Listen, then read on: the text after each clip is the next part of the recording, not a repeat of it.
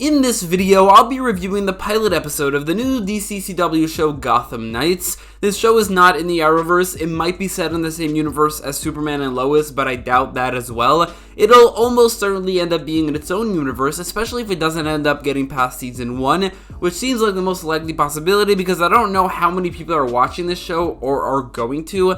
Right as the trailer came out, people were already trashing it. Now that it is out and has not gotten all that great reviews, how many people are actually going to watch this show? I doubt it'll get past season 1. To start this thing off, I will say that in order to even try and enjoy Gotham Knights, you kind of have to accept that it is a very atypical Gotham City and adaptation of the Batman mythos. None of the main Robins seem to exist, not even Dick Grayson. Barbara and Jim Gordon don't seem to be around. Alfred is, I guess, dead. Harvey Dent is becoming Two-Face, or will become Two-Face, after Bruce Wayne had already died. And of course, Turner Hayes is a completely original character, so you kind of really have to just keep an open mind going into this, but even then, even going in with an open mind, which I tried to do, it's simply not good, especially watching this right after watching the first episode of Superman and Lois Season 3, which is miles better in comparison. It was not a good idea to air these two shows on the same day. Yeah, it's not all that great, but I will say it kind of exceeds expectations. But that's not saying much. So to start this review off, let's look at the main characters, starting with the main character, who, despite being the main character and having a similar enough backstory to Dick Grayson or Jason Todd to literally just be given those names and it'd be fine, Turner Hayes is also the only one of the characters on this show who is completely original. I'm gonna try and not hold that against the show, and I'm sure they wanted to use Dick, Jason, Tim, or Damian, but simply weren't given the rights. But it's hard not to hold that against the show, because if you're not given the rights to a certain character, and there are 4 of them already, maybe just change the story a bit instead of creating a 5th character with the same backstory. I don't know, they had like a B-lister in Stephanie Brown. Why not make her the main character instead of this new character, Turner Hayes? Like I said, I went into this episode with an open mind, but I'll be honest, getting past the existence of Turner Hayes was not easy. It just doesn't make any sense. I do think it would have been more forgivable if Turner Hayes had any character traits outside of being the adopted son of Bruce Wayne, because he really doesn't. He has no personality, he speaks in complete monotone the entire time, which is not great when the episode deals with him going through what should be emotional things like the death of his father and learning that that father was Batman. I don't know if it's because of the dialogue or the actor, but either way, there was no emotion coming off of this actor at all. I don't know if he was up to the role. Everybody else on this show was fine, he was not, and I think that's a problem when the main character doesn't really show any emotion. Turner's also the most boring main character you could possibly have. Every other character has some unique quality to them. Turner Hayes is like a blank slate Robin template, but they forgot to add anything to that template, and the template alone simply isn't enough. He has no skills or training aside from, I guess, some fencing. I just can't see how he's going to end up being at all effective as a member of the Gotham Knights team. And looking at that, it seems like despite being the main character, he'll also become the most useless character.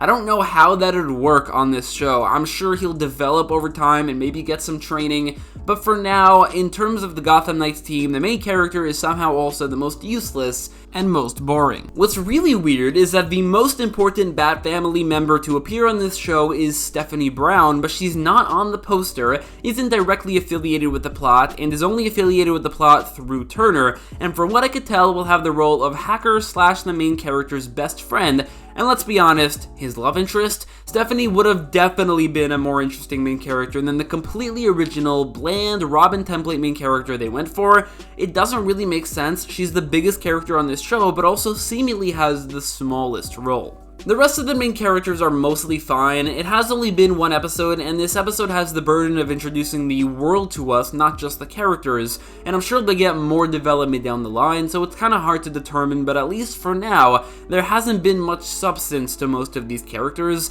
Cullen and Harper Row have already been completely defined by their sexualities or gender identities, and that never really goes well, as opposed to making a character LGBT but having them defined by something completely different. Like Harper has a line about her father and she's bisexual, which was a terrible line, and they also very quickly made Cullen being transgender the most important thing about him. There's nothing wrong with any of this, but it's a problem when the characters are defined by being LGBT. It only has been 1 episode, so it's very possible that going forward they'll be given a bit more substance, like Harper becoming Bluebird and exploring their father and their relationship with their father a bit more. But for now, based off of this one episode, that's really all the substance they got. Carrie Kelly actually has a bit more potential. They gave her a backstory with Batman, which they were only able to do because of the different take on the Batman history, which is also kind of inspired by the world of The Dark Knight Returns, where she's from.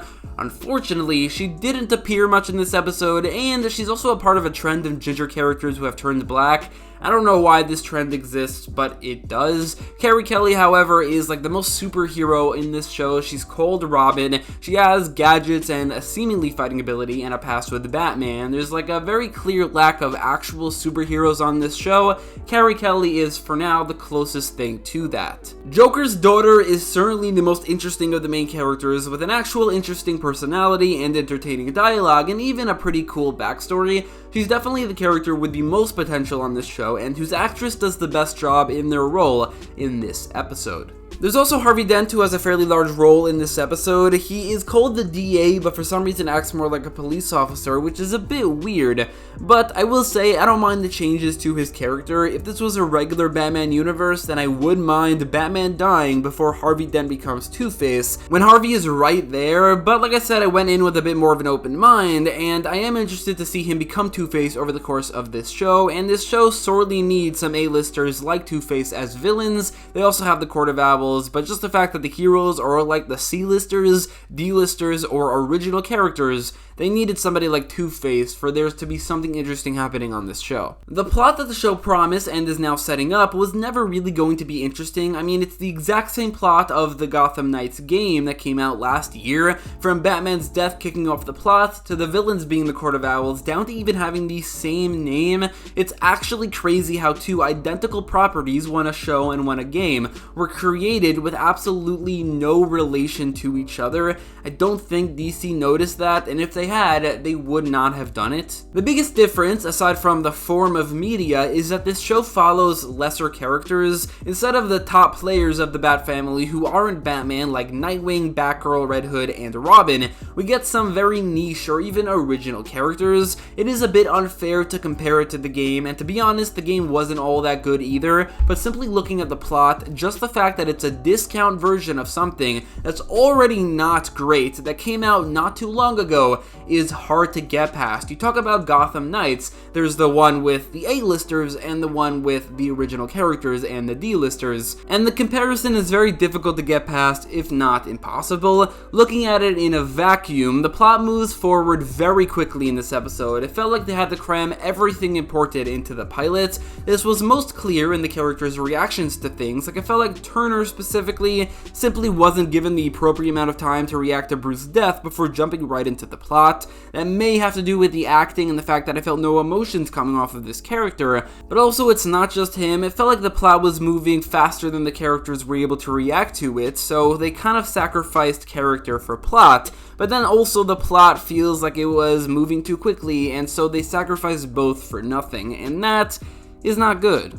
I will say that the episode has some good music and at times good visuals, although for the most part I don't think it's shot in the way it should. It's just too dreary and dark, a lot like Batwoman. Like, Batwoman was so muted in its colors, and this is similar. However, I don't think the sets were as cheap as I would have expected. Aside from Turner Hayes, all the main characters are acted well enough, and while there are some very bad lines, the writing is also not quite as bad as I would have expected. My point is that mine and everybody else's expectations for the show were so low that even though it ended up being okay at best, the show kind of exceeded expectations. I expected it to be the worst thing the CW has ever given us, but it really isn't. The CW has done much worse with DC, like The Flash in Season 7, maybe even The Flash right now, or Batwoman, or the final season of Supergirl. This is more professionally made and better written than any of them. That being said, being not the worst is not an accomplishment. That should not be the standard. Superman and Lois should be the standard, or even some of the great seasons of Arrow and The Flash, and Gotham Knights does not live up to that standard at all. And I think the CW made that as apparent as ever when they aired Superman and Lois and Gotham Knights on the same night. I will say that looking past everything I said in this video, and looking past anything positive I might have said, The pilot simply did not do its job. I'm not really interested in the show. If I'm being brutally honest, I don't really want to watch more, and I think if I do, it'll be difficult to keep up week to week. Unless, of course, I have some incentive to do so it all depends on the success of this one video and other videos like this one. I'd give this episode a 5 out of 10, let's say. It's pretty arbitrary, it doesn't really matter, but a 5 out of 10 feels right. So that's it for this video, thanks for watching, and goodbye.